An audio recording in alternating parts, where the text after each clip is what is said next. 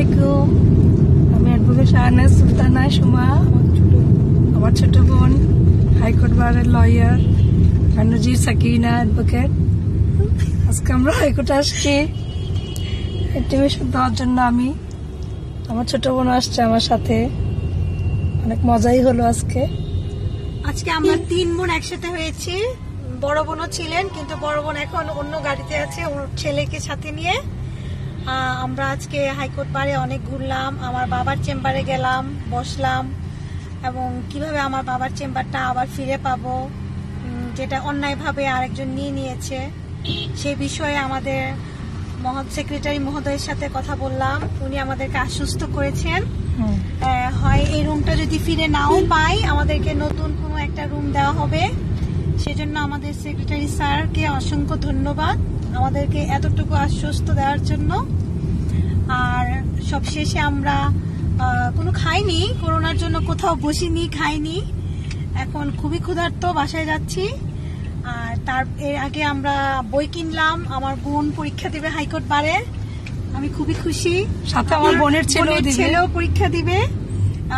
আর যদি আমার বাবা বা আমাদের বাবা বেঁচে থাকতেন, এই দৃশ্য যদি দেখতেন, ওনার 3 মেয়ে হাইকোর্ট বারে এসেছে, ওনার নাতি এসেছে, ওনার হয়তো খুশির কোনো সীমা থাকতে না।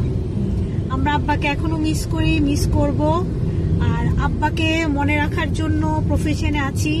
সারা জীবন যেন আব্বার প্রফেশনের আইডিওলজি নিয়ে থাকতে পারি এবং ভবিষ্যতে আমরা দাঁড়াতে পারি।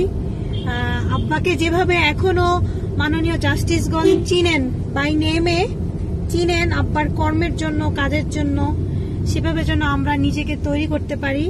সেজন্য আমরা সবার কাছে, আমাদের ফেসবুক ফ্রেন্ডস, রিলেটিভস, সবার কাছে দোয়া চাইছি।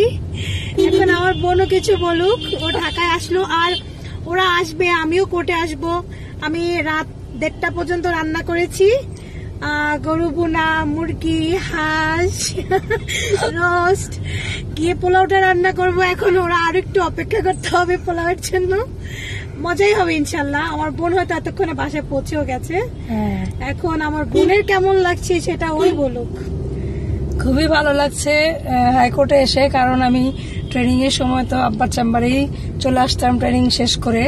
তো যখন রুমটাতে যাই তখন খুবই মনটা অনেক খারাপ হয়ে গিয়েছিল, কারণ এই রুমটাতে আমার অনেক স্মৃতি। আব্বার সাথে আমি অনেক কাজ করেছি, আব্বা ডিকটেশন দিয়েছে, আমি লিখেছি।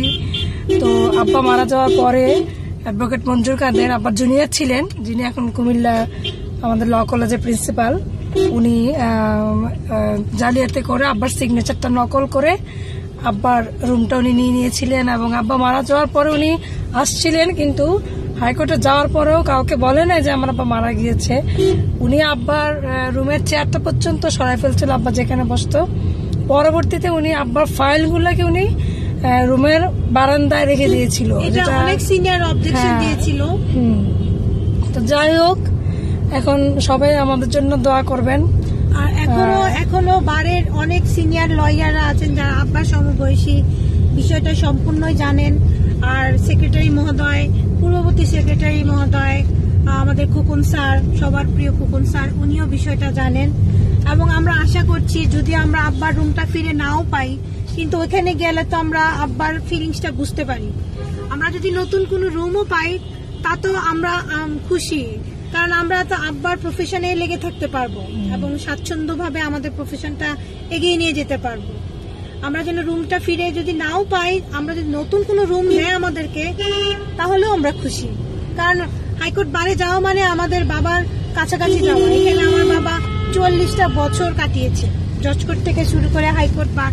আব্বা মারা গেলেন শুক্রবার, আব্বা বৃহস্পতিবার পর্যন্ত কোর্ট করেছে।